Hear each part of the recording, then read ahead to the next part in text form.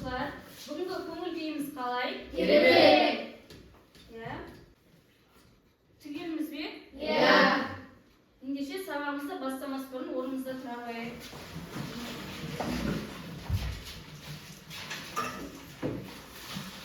Қазір менің айтуым бойынша әртүрлі қимылдарды қайталайтын боламыз. Алдымен оң жақтағы көршіні бір құшақта, сол жақтағы көршіңді бір құшақта, оң жақтағы көршіге бір жымиып, сол жақтағы көршіге бір жымиып, енді бәріміз бірге бүгінгі сабақ барысы біз бірге отбасы. Жақсы, отыра қояйық.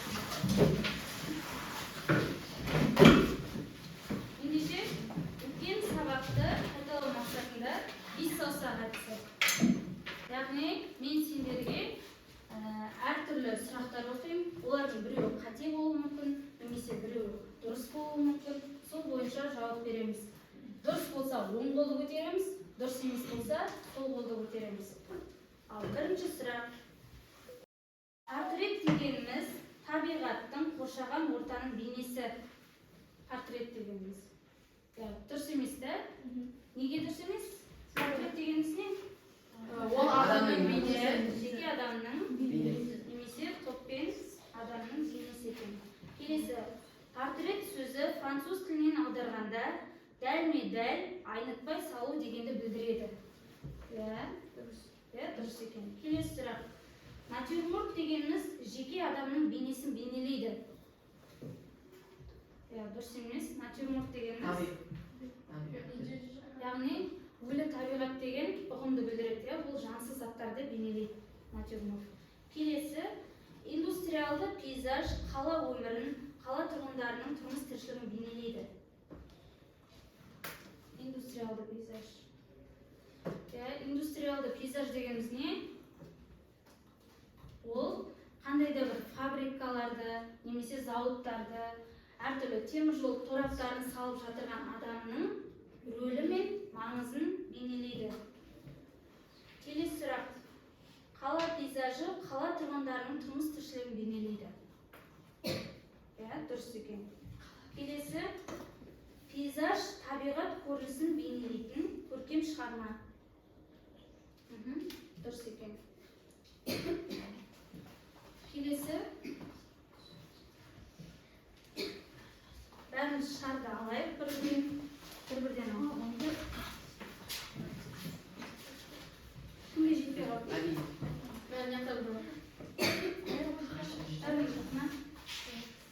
Енді бәрімізге жетті ғой, енді осы шардың ішінде бір қағаз бар.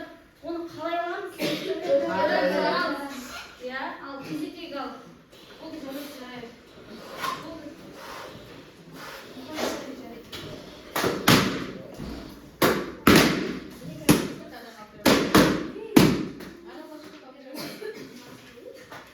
Осы шардың түсі бойынша көк түстер мына топқа келе қойыңдар. Көк түстер тез уақытта жасыл түсінің бәрі.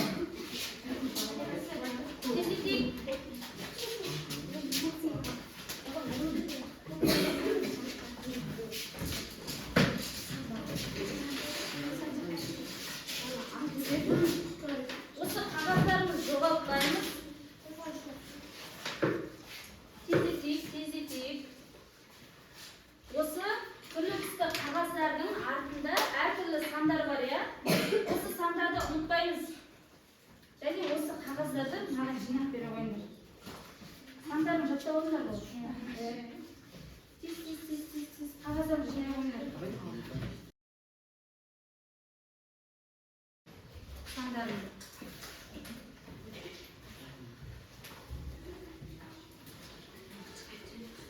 Бұл лотерея деп аталады. Бұл бізге не үшін қажет? Сабақтың ең соңында осы арқылы бағаланатын боламыз.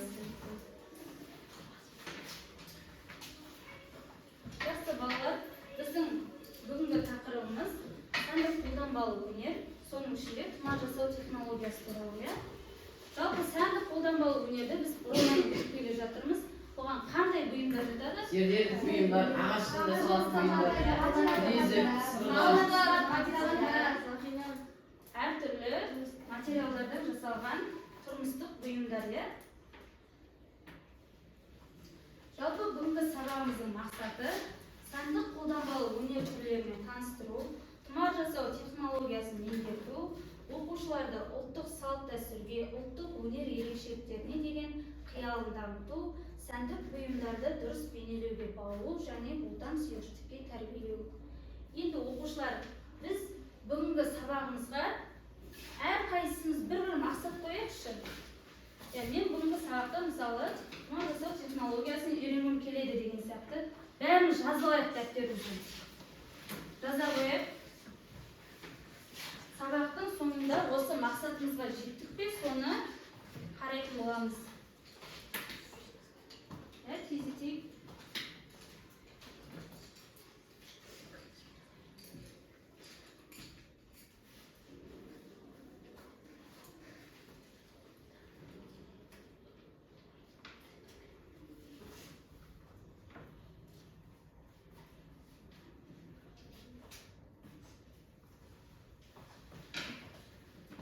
Жалпы балалар әртүрлі бұйымдар жасаған кезде біз ең бірінші қауіпсіздік ережесін еске түсіреміз, иә? Қандай қауіпсіздік ережелерін білеміз? Қол көтеріп жауап бере қояйық. Қайталап. Қайшыдан абай болып дұрыстап беру. Қайшыны көршіңе дұрыстап беру керек, үшін өзіңе қарат. Қайталап. Ыстық белгілерді дұрыс қолданып, тоқты өшіру. Тағы. Тігін тігу кезінде инені байқап ұстау. Жақсы оқушылар. Ендеше біз алдымен бұйымды жасамас бұрын ең бірінші бізде сызбасы болады. Осы бүгінгі тұмар жасау технологиясының сызбасын сызайық. Топ болып тездетіп бір сызбасын сыза қояйық. Қандай тұмар жасағыларын келеді?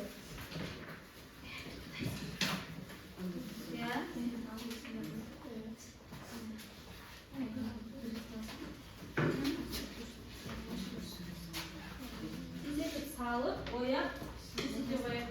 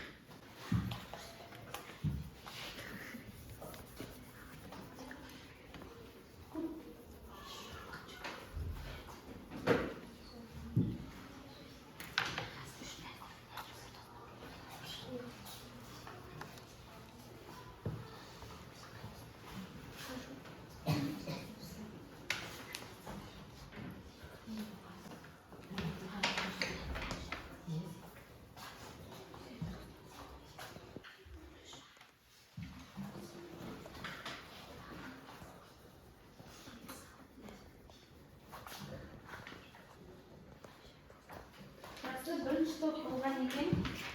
Көрсете қояйық сызбамызды.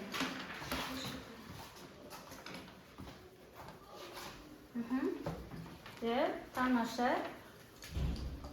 Бұл біздің келесі сабақта жасайтын бұйымымыз. Қандай элементтер қолданылды? Қазақтың ұлттық оюларын пайдаландық. Бірінші топты бағалайық.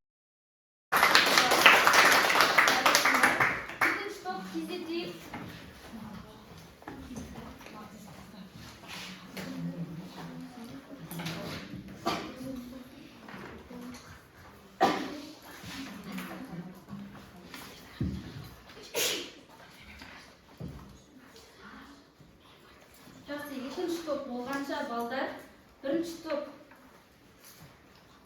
Bugungi savolga qo'ygan maqsadimiz o'qiychi. O'qiyo'q. Men bugungi sabaqda tumarning sifatini sizib o'rganaman. Ya'ni sen bugungi sabaqda maqsadingga yetdingmi?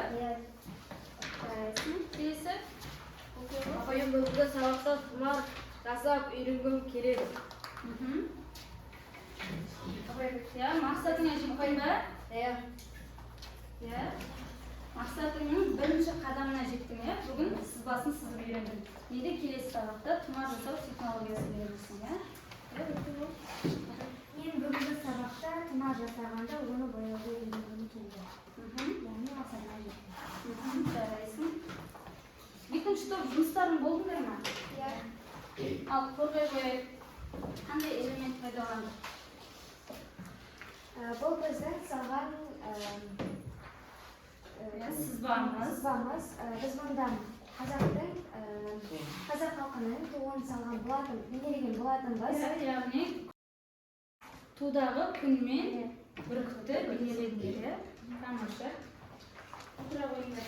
Endi qolgan o'quvchilar bunga qo'ygan maqsadimizni o'qiydi. O'qiymiz. Men bugungi sabaqqa belsenda qatsam. Ya. Yetdingmi maqsadingga? Ya. Jaraysin. Men bugungi sabaqda tumar jasov o'rgangim keladi. Ya. Maqsadimizga yetdikmi? Ya, yaxshi. Kelesi tag'in o'qiydi. O'qiydi. Men bugungi sabaqda tumanning sifatini solib o'rgandim. Jaraysin. Kelesi. Endişe ilk topşırması осы sızba жұмысын ары қарай толықтырып, енді жеке-жеке салып келеміз келесі сабақта.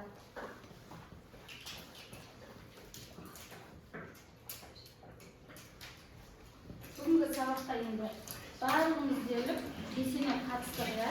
Ендеше лотерея сабақтың басында айтылғандай бағалауға көшеді. Қазір мен осының ішінен 5 қағаз таңдайтын боламын.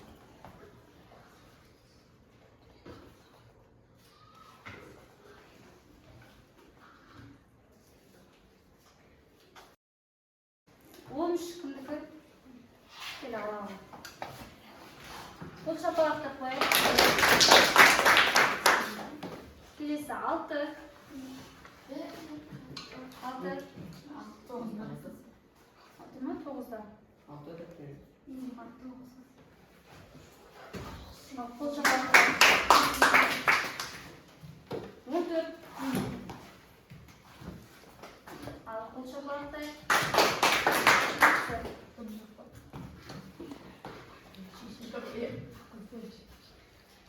2.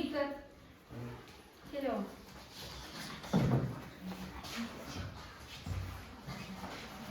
Жарайсың.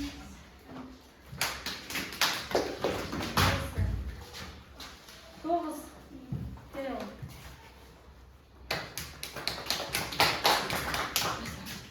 Жақсы, қалған оқушылар мына тәттілерді ала қояды. Ала қояды.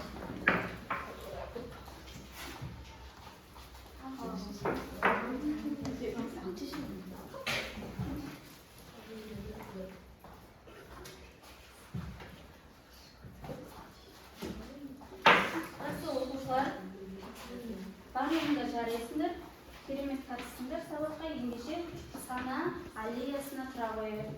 Білеміз бе? Иә, сана аллеясына. Бүгінгі сабақта не кидік, не үйрендік? Барлығымыз айтамыз. Бәріміз тұрайық.